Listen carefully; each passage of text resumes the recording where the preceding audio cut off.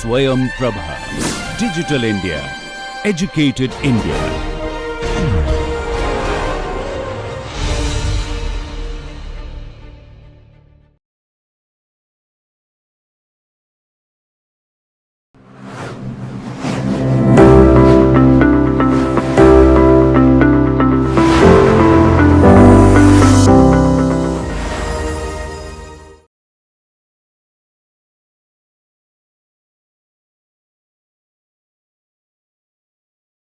Now let us come to our main issue, that is of the relationship between market structure and the innovation, effectively asking whether it is a competitive market or competitive industry which will motivate the firms to undertake innovation, or whether it is the industry where high monopoly power is now being enjoyed by the firm that will motivate the firms to invest in R&D.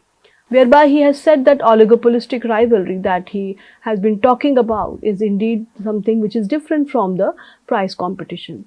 It in fact relates to the novel products, or maybe doing things better, or identifying the unexplored market. Recall the discussion we had about the role of entrepreneurs in Schumpeter's creative destruction, whereby he said that an entrepreneur will be able to identify the opportunities presented in the industry, will be able to make use of them by going to the bank, taking credit, and will be able to now invest in the particular firm, which will be now disrupting the way the things are being done in industry. Later on, he has pointed out that this kind of a method through which change can be brought in is in fact limited. Not only that, once a particular firm has been established, there is a limit in terms of what all improvements can be brought onto that. If that is the case, essentially there are limits in terms of what an entrepreneur can do. So the potential, the growth potential of an entrepreneur is limited because of the limits on the improvement that can be introduced in the production method. If that is the case, how do you innovate? In that context, he has pointed out that over a period of a time, the process of innovation in fact has itself become routinized. That means there are different tasks which are engaged in innovation that needs to be performed. Firms have been able to identify them, create a division of labor, maybe a separate division of R&D within their particular firm, and being able to now do innovation in a very routine, specific way. If that is the case, he has given two major hypotheses. The hypothesis one is regarding the greater the market power of a firm or the firm which possesses, the greater is the incentive to engage in routinized innovation. Why? Because of the lessened possibility of monopoly rent being competed away. Here note that the focus of a large firm on innovation comes through essentially from the resources that they have in order to undertake the very extremely costly and large level of routinized innovation activity. The another point and the hypothesis which has been made in Schumpeter's work is that the large firms are more able to generate this kind of a routinized innovation due to their capacity to capture economies of scale. Now these two hypotheses has been pointed out are the most researched, empirically investigated hypotheses in the history of industrial organization. So let us talk about the first one. Here I have already pointed out there are different models of perfect competition, monopoly, and within that also we have. So what we will do, we will look at the incentive that a firm may have under monopoly. That is where the Schumpeterian hypothesis is coming into. And then we will see the kind of incentive that they will have under the perfect competition. Now let us start with our basic model. So what does the basic model tell? There is a single producer. There is a model for a monopoly now. So what we have is a single producer or a seller. The single producer or seller essentially faces a negatively sloped demand curve. The demand curve which is being experienced is a negatively sloped. There is no potential for a market entry. We are talking about a monopoly situation. Q represents the quantity of good. Thus CQ is effectively the total cost function. This is the inverse demand function. Demand function is written as in terms of your price here. So what we are taking is an inverse demand function, and this is the profit function. The assumption that we have in this case is that the marginal cost that we will be talking about has to be increasing or has to be greater than or equal to the marginal revenue that will be generated. One can always question why is this condition being imposed. once you will do the profit maximization, you will realize that this is your first order condition in order to get an optimal value of the profit. So let us look at that. So here, first of all, how are we writing the profit? The profit is now being written as something which is total revenue minus the total cost. So we already have our cost function, and then we have our inverse demand function with which we have multiplied our quantity. Now, in order to maximize this, what we will do, we will differentiate it with respect to Q. That is the output. Once we will differentiate it, what you will get is a term like this. This is a first order condition, and this has to be now equated to 0. Then you will get an equation like this: P plus Q into P prime Q equal to C prime Q. These are essentially the first order differentials. So this is what we get in the equation 1. If you now simply rearrange these terms, particularly on this side, and use this term, which is your elasticity of demand, price elasticity of demand, which effectively tells you the percentage change in the quantity demanded due to percentage change in the price. So we use this term and we do certain rearrangement in this term. Effectively what we will do here is,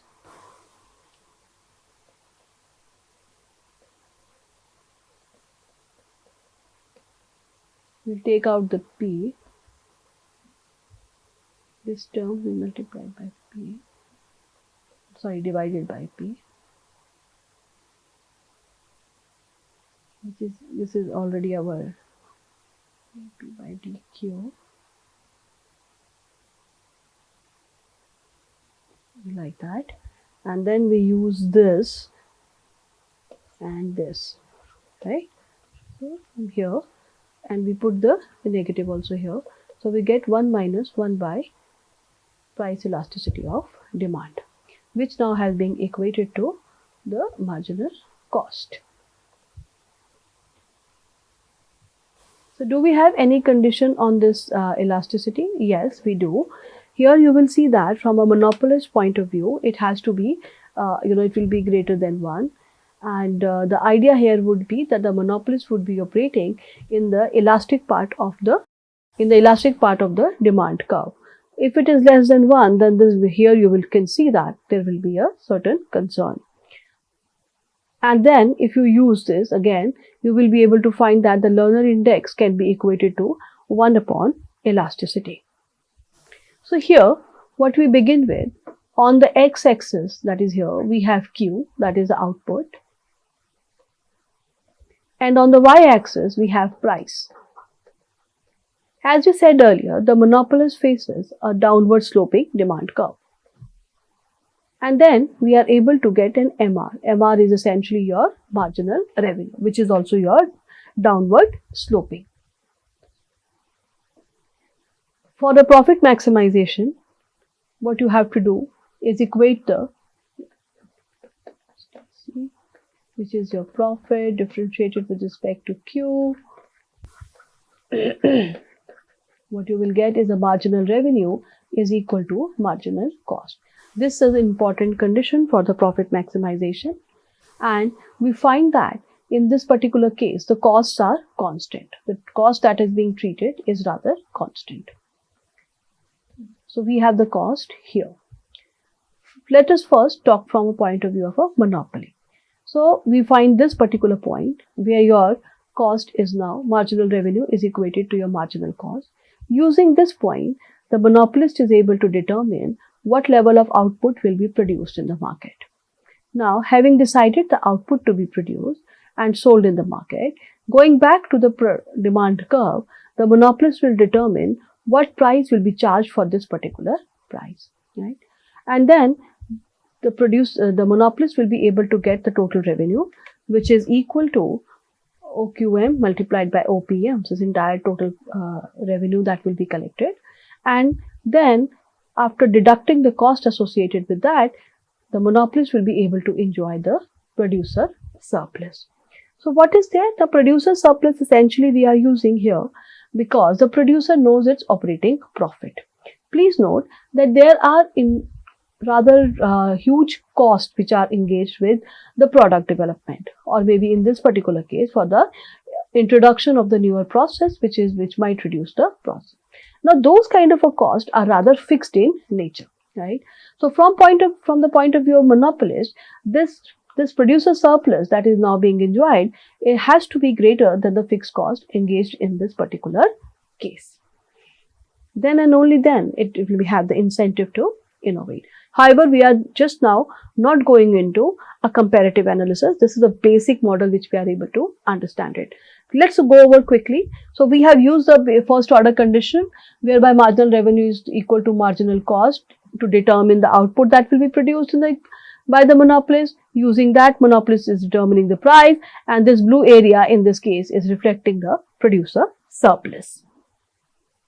Now, how this situation is going to be different from that of a competition, that is a perfect competition. Under a perfect competition, what we realize that at an industry level, there would be a price determination. So, if you look at an industry, there would be a demand curve of the industry, and then there would be a supply which is essentially coming from all the sellers who are there in the market. Now, depending upon the demand and supply conditions, the industry will determine the price. And that price will be now taken by the firm as given at P star. And they will determine and they will find out what level of output they will be supplying at that particular price. Note that in the long run, this price is then equated to the marginal cost. That is an important condition with respect to the perfect competition, whereby price becomes equal to the marginal cost. So that means the seller is able to get the price of that particular commodity which is equal to the cost they are going to incur in order to produce that one more unit of output. Now let us move forward. Here, now we are taking a specific case of a duopoly. Now this duopoly case is that of a Burton duopoly. Now results have shown that in case of a Burton, let us begin with a case where you have a two producers or seller. Once again, you have a homogeneous product. And here, this is the demand function that has been given, right, where this particular condition we have already discussed. Now here, what you find is that there are identical and the cost and the constant average and marginal cost. Given that we are talking about the two producers in this particular market, the Burton model, here you will find out that both of them have identical cost and the constant average and the marginal cost. Now, in the equilibrium, it can be found that under a Burton competition, that the price which is being now charged is essentially equal to your marginal cost. The competition that happen among the duopolists, among the two producers under the duopoly, is based on the price competition.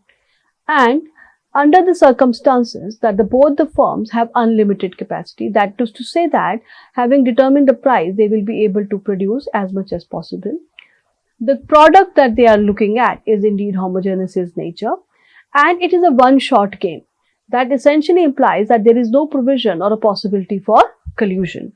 And under this assumption of identical and constant marginal cost and average cost, what we find is that the price which is being charged by the firm under a Burton, this I can be 1 to 2, is equated to their marginal cost. Since this is same, then once again it will be same for both the players.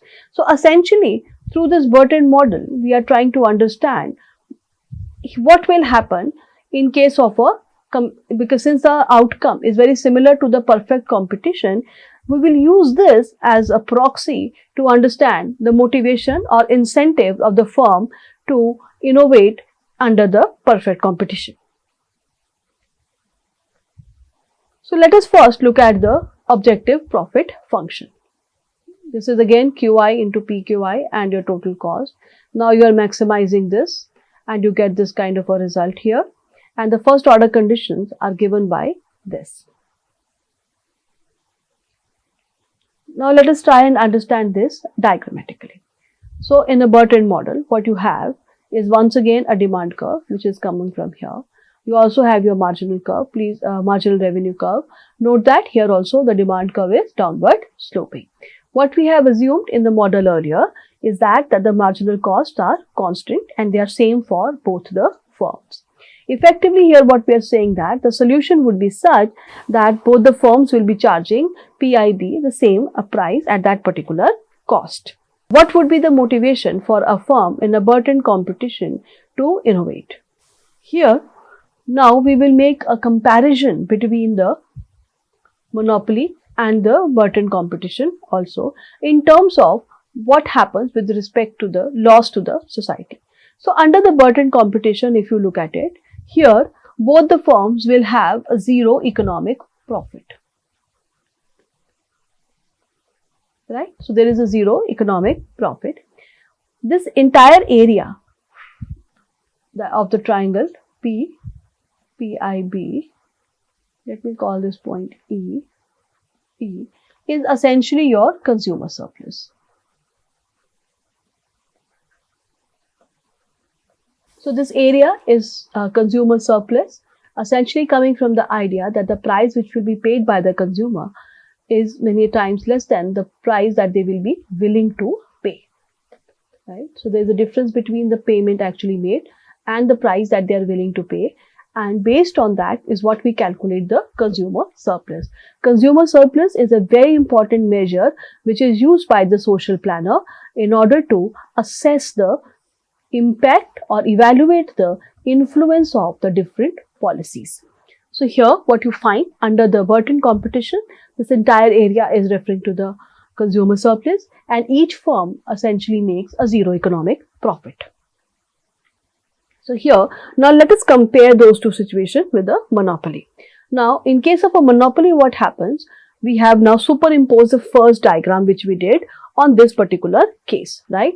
So, this entire area of P naught, P star and let me call it E being the consumer surplus under the burdened competition has now different portions here. What are the portions? Under the monopoly, we find that this is the output which the firm will decide to produce based on this particular point, let me call it EM, and then the price which will be charged is somewhat here, right? So, in this case, what would be the consumer surplus? Once again, the definition remains the same, below the demand curve and slightly above the prices. So, this entire red area, this entire orangish area which you can see on the screen is indeed your consumer surplus. How do you compute this area of this triangle?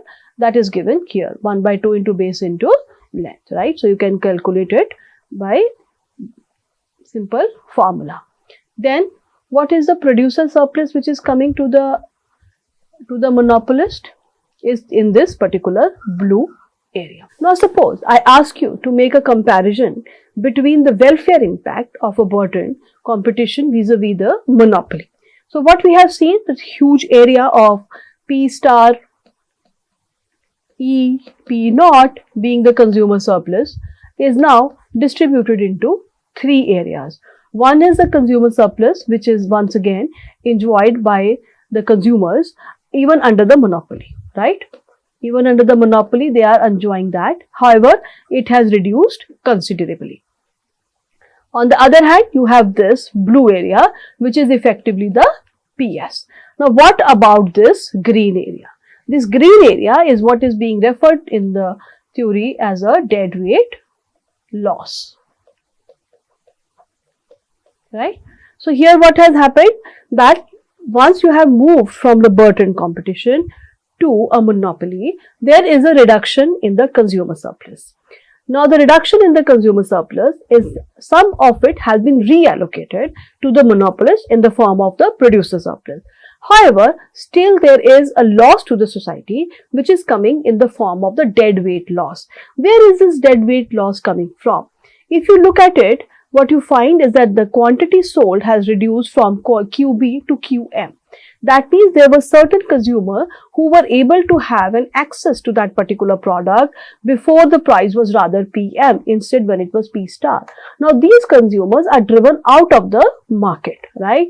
And this is essentially a loss to the society which is neither redistributed and it in fact is of much concern from the point of view of the social planner. You can also calculate the area of the deadweight loss through this. Right, so you have to get these numbers. This you can get once you determine the quantity that will be supplied under competition, and this is the price under monopoly, and this is the price under competition. That difference can also be computed, and the area of this particular triangle can be very easily calculated. Now moving forward, so what are the reasons behind this deadweight loss? Essentially, the model assumes that the producer charges same price from each consumer. There is no discrimination. They either decide the price or quantity, but they cannot decide the both. And producer decisions purely will be based on producer surplus, not on the consumer surplus. And what we have seen in this particular setup is an allocative inefficiency. That means there is an undersupply as compared to the competitive structure. That also I pointed out. And the concern behind distribution also, there is a shift of the surplus from consumer surplus because of the market share. So here you see that this blue area, which initially belonged to the consumer, has now shifted to the monopolist. So now the question arises that there are static inefficiencies when we are talking from a monopoly point of view. The deadweight loss is essentially a loss, or you can say the cost, which is imposed on the society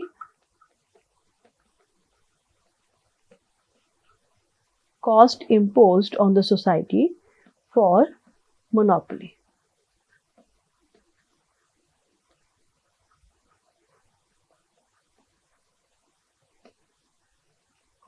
And what would be the degree of this monopoly power? That we can also compute using the learner index.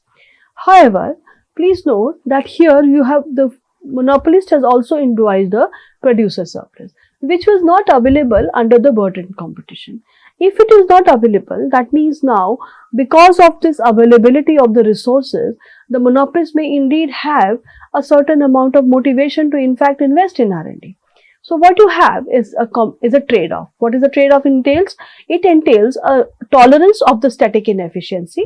The static inefficiency is essentially coming from the deadweight loss, and the dynamic efficiency which can be enjoyed because of the increase in the investment in research and development. However, that entire premise is based on the argument that the monopolist would be investing this amount in the innovation. So whether the monopoly actually help and support the innovation activity, it needs to be answered.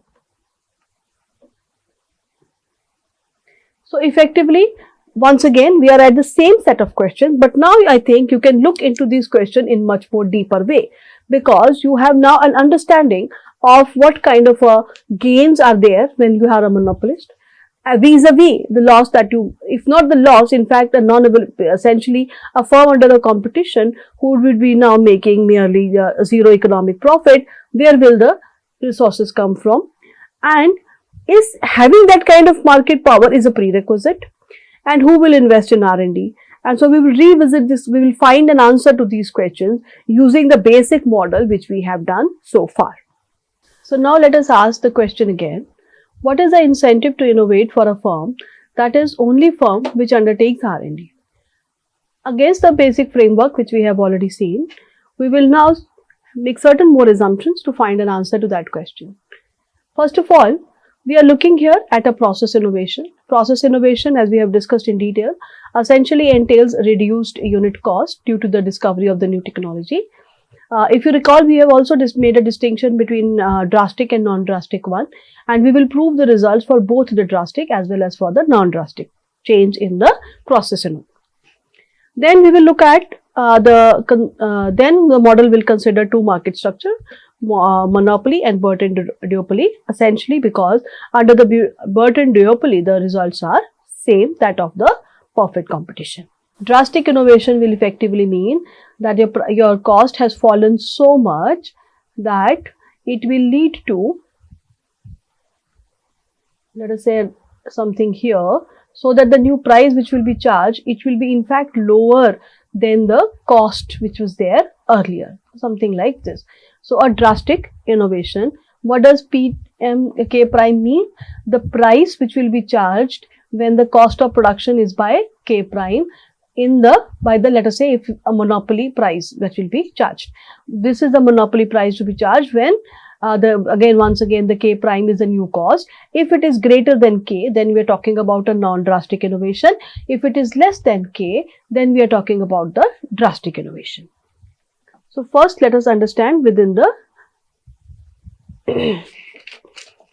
non-drastic case. So here what you have seen is once again the demand function, which is your PQ, and your marginal revenue, and the K, which is representing your cost. On x-axis we have output, on y-axis we have the prices, and once again the determination of the output and prices in the monopoly, and the producer surplus which is being enjoyed by the monopolist. This is without the new technology. Now let us say the new technology comes into picture.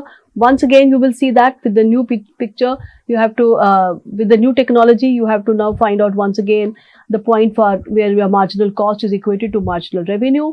That is the point now in this case is here. Based on that, to determine the output that will be produced by the monopolist under K prime cost. Accordingly, you will find that the price which will now be charged is around PMK prime.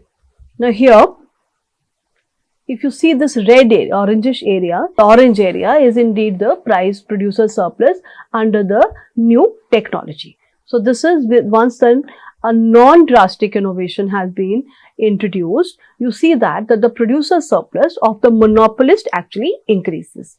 However, that increase in the producer surplus also comes with the price. What is the price? The monopolist indeed has to now reduce the price. One can always question that why is it that the monopolist is reducing the price? He or she is the monopolist. They can simply go with the same price. Please note, the reduction in the price comes from the condition that we have a downward sloping demand curve. If you have a downward sloping demand curve and if you want to now sell more units of the output in the market, essentially it would mean that you have to reduce the price. That means with the reduction in the price, the consumers are now able to enjoy the consumer surplus. So this entire area, which was, let us say, like this slanted line, that was the consumer surplus, has now been increased. The increase in fact includes this blue area as well as this small triangle, right? But this blue area was earlier belonging to the monopolist. So that means now with the new technology, the monopolist has something to lose, right? And also something to gain. So what is the something to gain? The something to gain is now coming here in this orangish area. So clearly, monopolists, when they innovate and come up with even a technology which is non-drastic, you will find that there will be a certain amount of giving from their part and certain amount of gaining from that point. So now let us analyze this in a deeper detail. So this green area now is lost due to the introduction of the new technology. Whereas now this deepened color or the deep orange is indeed the incentive to innovate, right? So once again, the incentive to innovate is now being created here. Where that incentive to innovate come? Essentially from the gains in the profit or the gains in the producer surplus.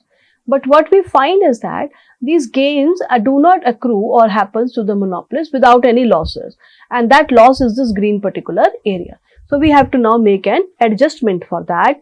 Essentially this red area or the deep orange area minus the green area that you have will give you the motivation for the monopolist to invest in R&D. So now let us look at the incentive to innovate under the Burton duopoly. So here what you find is that particularly in case of a non-drastic innovation, what will happen? The cost of production has come down. The cost of production has come down from K to K prime. That is because of the introduction of the new technology. So what do you find in this case now? This was the price which was being charged by both the sellers in this market. This was the quantity which was being supplied. Now the price has come down. However, if you look at it, even with this new process innovation, will it be possible for the burdened seller to behave like a monopolist? The answer to that is no, because what we are experiencing is a non-drastic innovation. What does it mean? It means, now let us say this particular seller who has now come up with this new technology which has reduced its cost wants to behave like a monopolist. What he or she will do? First, we'll find out this particular point, which is MC is equal to MR, and determine the output to be produced, and then look at the price to be charged, right? Now, in this case, clearly the price that is to be charged is much higher than the price which is being already charged by the other seller. They will not be able to displace the other seller in this market even with this particular process innovation. Then what are their options? Their options are very simple. The option of this seller is to continue to produce and sell at QBK, right? So they will be able to get K as a price and they will be selling this much amount of good in the market. But what they will be enjoying is this particular yellow area. What is this now yellow area in this case? You can say the producer surplus for an innovating firm under the burdened duopoly, when only one firm innovate. Please remember an important assumption that only one firm is innovating in this particular case. So now, if we want to make a comparison between these two circumstances, we have to compare this yellow area with the area, that red area minus the green area for the monopolist. Now let us do that. So this is a case of limit pricing because no change in the prices by duopoly firm. As I have shown you, it is not possible because the existing price is already much lower in the market, and so there is no change in the consumer surplus. It remains like that. The only gain which happens is the gain of the producer surplus by the innovating firm. And if cost of innovation is now less than the yellow shaded rectangle, then there will be a motivation for the firm to innovate.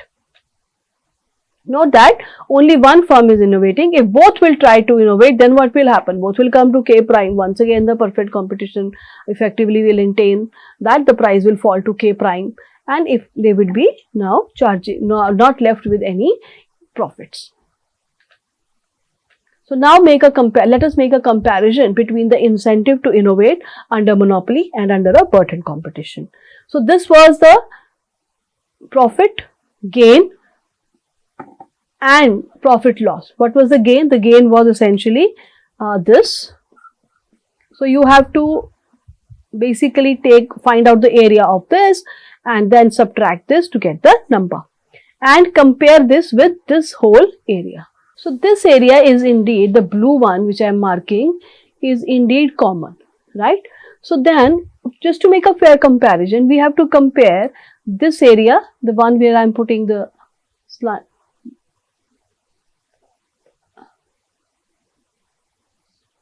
vis-a-vis this area, right,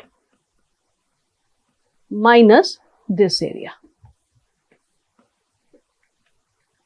So clearly competition has more incentive. Here you can see that given the demand and the supply conditions which are same, let us say, if the demand conditions are same and the cost conditions which we are looking at are also same, if the demand conditions are same, here you will find that very clearly that this area of this particular rectangle is rather large as compared to the area of this rectangle. So there will be a motivation with the burdened producer to actually go ahead and undertake innovation. One can very clearly ask and question that it may not be the case that it will be this area would be larger than that. So how do we go about that? So we will do the formal mathematical analysis for that. But before that, let me talk about that why is it in this circumstance we find that the motivation for the monopolist is rather low. Here, please note that the monopolist was already making certain profit. When they introduced a new technology, even in the form of a non-drastic innovation, what happened? They were still making profit. Now that profit, there was certain portion was related to it.